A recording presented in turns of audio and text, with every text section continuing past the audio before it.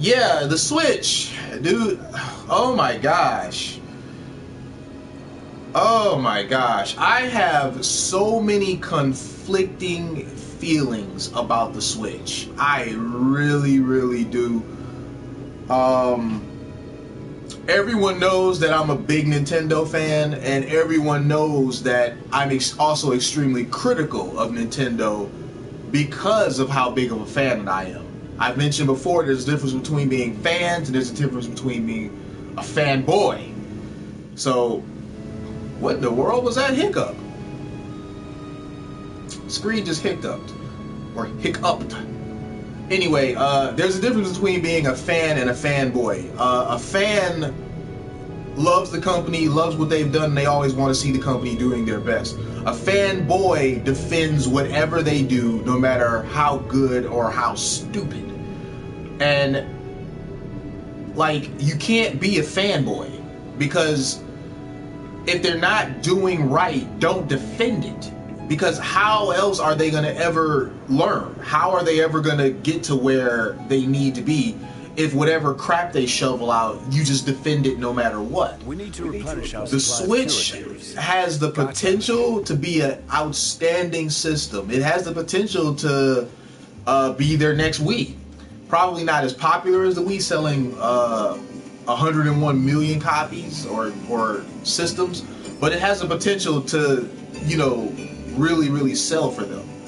And they're already doing so many stupid things with the Switch. Now, I'm not just hating for the sake of hating. I have mine pre-ordered. I pre-ordered mine the very next day after the presentation. I put my money down, pre-ordered it. I got the gray one. So, you know, the more I hear about the Switch, the more information that gets revealed about the Switch, the more concerned I am about the future of this product. Because, like I said, they're just doing so many stupid things already. You know, the pricing, $300 when it's less powerful than the Xbox One is a bit. I think $250 would have been a really good price point. Actually, $250 would have had me excited and a lot of other people excited, because for $250, you don't really have to think about that. That's an impulse buy for a lot of people. So, the making it $300 to me pulled it out of that impulse buy range, and now people have to really weigh the pros and cons. Like, because you know, over the holiday season, you could have bought a PS4 and an Xbox One for $250.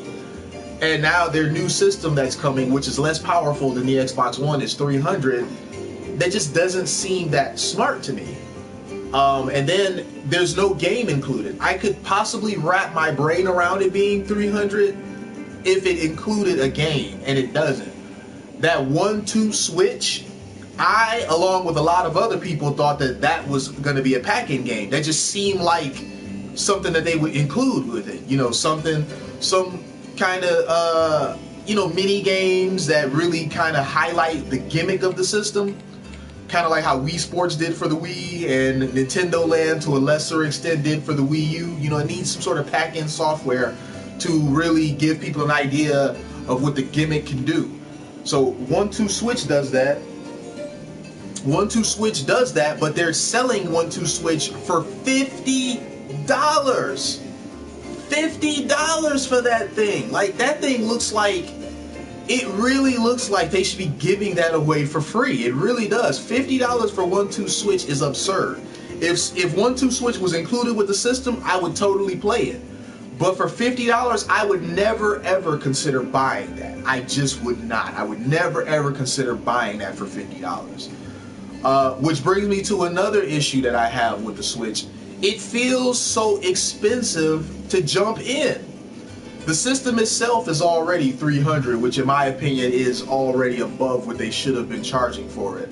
But then the controllers are grossly overpriced. The Pro Controller that they have for it, the Pro Controller was $50 for the Wii U. The Pro Controller for the Switch is $70. So we went up $20. Yeah, it is. It's very much a gimmick game. It's very much a gimmick game. It is. It is totally a gimmick game. It should be packed in with the system, not sold separately for $50. That just seems absolutely absurd. And Nintendo always, they love to say that, okay, they learned their lesson when it comes to pricing. They learned their lesson when it comes to pricing. And then stuff like this happens. The system, $300, and a game that should have been a pack-in being sold separately for $50. That doesn't tell me that they learned anything about overpricing. Like, nothing. The 3DS was overpriced when it came out at $250, and it tanked. Within the first 6 months of the thing coming out, they cut the price $80. They said they learned their lesson then. And then the Wii U comes out at $350. It was overpriced. And I bought a Wii U day one. I can produce the receipt. I bought the Wii U day freaking one for $350 with Nintendo Land. I didn't get one of the awesome bundles that were made available later. I bought it day one. So I can talk shit. I paid $350 for it. I was excited to have it, but at the end of the day, it was overpriced for what it was offering. The system was marginally more powerful than the 7th generation stuff, and it was horrendously underpowered compared to the PS4 and even Xbox One. So it was underpowered and overpriced. So yeah, they made the whole overpriced mistake with the 3DS. They made the whole overpriced mistake with the Wii U after they claimed they learned their lesson with the 3DS. And they claim they learned their lesson here too, and they didn't learn dick, because the system is still, in my opinion, overpriced. Some may feel like it's fairly priced. I personally feel like the system coming out at $300 and being less powerful than the Xbox One makes it overpriced. You know, even though $300 isn't a lot of money, when you consider what you're getting hardware-wise, it's overpriced. Now, a person could make the argument that, oh, well, it's got a screen on it, there's the portability of it, so the price is fair. And that's a fair argument to make. That is. Yeah, the battery life is abysmal. That's another problem that I have with it. The battery life is abysmal, which again is another lesson that they didn't learn from the Wii U. The Wii U gamepad's battery life was almost non-existent. I got to the point that I never unplugged it because it just seemed like it never had power. Like, the battery life of that thing would be like 2 to 2.5 hours at best, and that was with me having the screen dialed down to like 2 or 3, because the max brightness is 5. I would have the screen dialed down to like 2 or 3. I would have the volume completely off. You know, I tried to make it work, but the battery was just not very good. There's only so much you can do to make horrendous battery life. You know, there's just so much you can do to improve on it when it's just horrendous from the beginning. So the battery life is bad, which, like I said, that tells me that they haven't learned anything.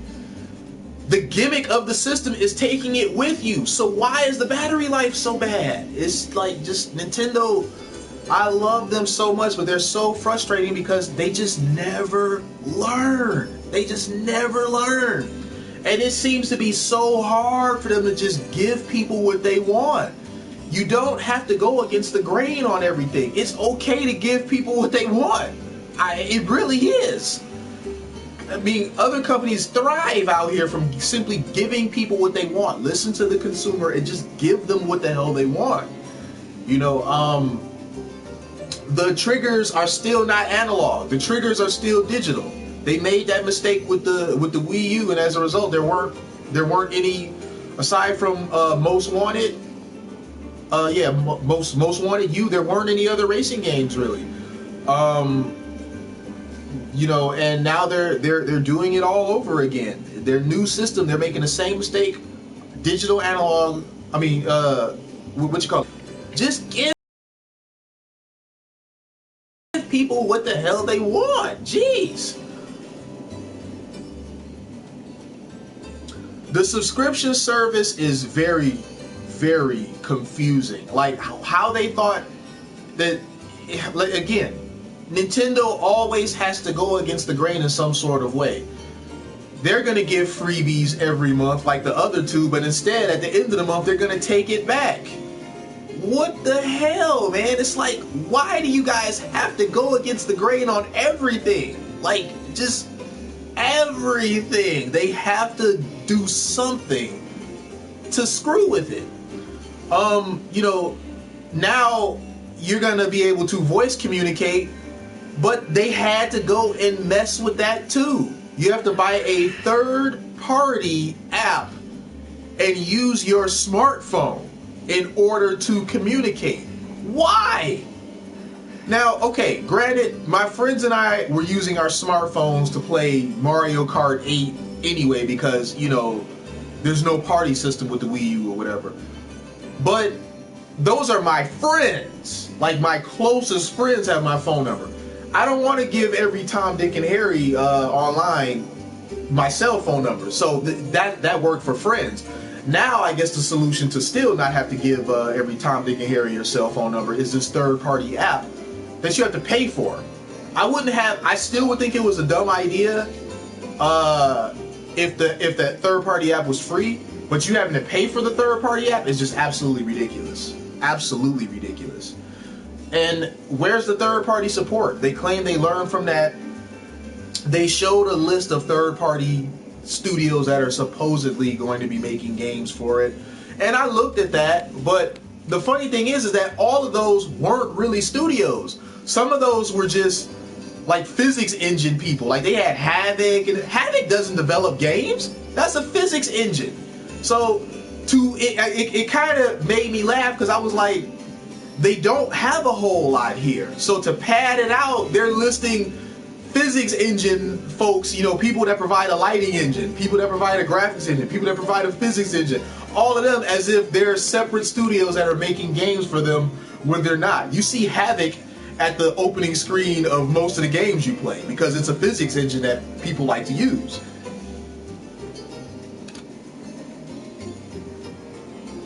Yeah, no streaming capabilities. It's going to be screenshots. They say that a video is going to be worked in later. You know, a video recording is going to be worked in later. Here's hoping they make good on that. But how are they going to handle that? Because I play Mario Kart 8 on the Wii U. When you upload any clips to YouTube via Mario Kart 8's, you know, built-in uploading infrastructure or client, whatever you want to call it, Nintendo claims those videos. They become Nintendo's content. So will that be the same thing with this when they have the video share? Could that really be the reason why the video sharing thing isn't available at launch? Because they're not done working in their screw you over method just yet? I mean, I just don't know. I'm going by Nintendo's past things they've done. Again, I cannot say this enough. I love Nintendo, but they do a lot of dumbass shit. And the reason why I have to keep repeating that I love Nintendo is because there's so many fanboys that just defend every little thing Nintendo does that when you mention, there's no gray area. You know, when you mention something negative about Nintendo, something negative tied to Nintendo, you're automatically a hater. There's no gray area. It's either black or white. You're either a fanboy who loves every little thing they do, or you're just a hater. You know, there's never any gray area of you love the company, but there's a lot of things that they do that you don't like. Yeah, I mean, I really wouldn't be surprised if it turned out to be some proprietary video service that you have to be a subscriber to use. I really wouldn't. I mean, just, you know, my son and I played Hyrule Warriors co-op, and we played it co-op a lot. And that was a really, really fun experience. So naturally, co-op is a thing for me. And just to play co-op with the Switch, I have to spend a minimum of an additional $70 is just silly. $70 is the cheap controller option. Two more Joy-Cons is $80. And the middle piece that you put them on is $30. So if you want another Joy-Con set, $110. These prices, dude, Nintendo are masters at overpricing, and they always claim they learned their lesson from previous failures with pricing, and then they release something else that's priced worse than the previous product. I don't get it. Like I said, I really want this thing to be a success. I really, really do. But it's like Nintendo does it. And then it feels too soon. It's got 5 games available for launch. It really feels like this thing should not be launching in 7 weeks. This thing is launching in 7 weeks. It really feels like it should be pushed back to like holiday. Because it's launching in 7 weeks with 5 games. One of the games being a game that's going to be available for the Wii U as well. So what does that leave you left with? 1-2 Switch. You know, you got Bomberman R, which that's pretty awesome. I'm not gonna lie. Bomberman R is pretty awesome. I like the fact that there's a new Bomberman game, and I kind of feel like Konami is desperately trying to make amends with us over the whole Kojima shit by bringing back stuff like Bomberman, because they haven't done anything with that license in a very long time. So we got a new Bomberman. I'm not gonna front though. If there was a new Bomberman and a new Bloody Roar being released at launch, I'd be like, you know what, Konami, all is forgiven.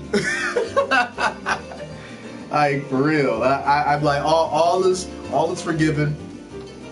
But yeah, a lot of their model with this system, you're right, Sponge. It does seem very Apple-esque. You know, just overpriced for the hell of it. And their most devout fans are gonna go out and buy it no matter how stupid it is. You know, the iPhone 7. I mean, only Apple can release a phone with key features missing and tell you that it's somehow better for it. And only their fans will agree and say, yes, yes, yes, yes, yes. You took away the headphone jack. We didn't need that anyway. It is totally better to not be able to, you know, use my headset and charge my phone at the same time. It is a better product for that. You know, so I don't know, man. Mario Kart 8 is being re-released with some extra goodies or whatever. That's coming out the following month in April. Why isn't that coming out at launch? It needs something with Mario's name on it at launch. A Zelda game along with a Mario game of some kind would have been a very, very strong statement. But instead, they're not. It comes out the following. I just don't know. They're making a lot of the same mistakes that they made with the Wii U launch, and in some cases they're making the mistake harder. It has 5 launch titles. The Wii U had way more than that at launch. Granted, a lot of them were ports and stuff, but it still had more than 5 games. This thing has 5 games, and only that 1-2 Switch looks like it really shows off the main selling point of the system, which is you know, the HD pushing that, and they really weren't demonstrating in the presentation about the taking it with you either, which I thought was odd. But you know, it's just what the hell, man. What can I say? But those are my thoughts and opinions on the Switch. I actually have a lot more than that, but I don't want to bore you guys for the next hour saying even more than I did. So that's pretty much my thoughts and feelings with the Switch.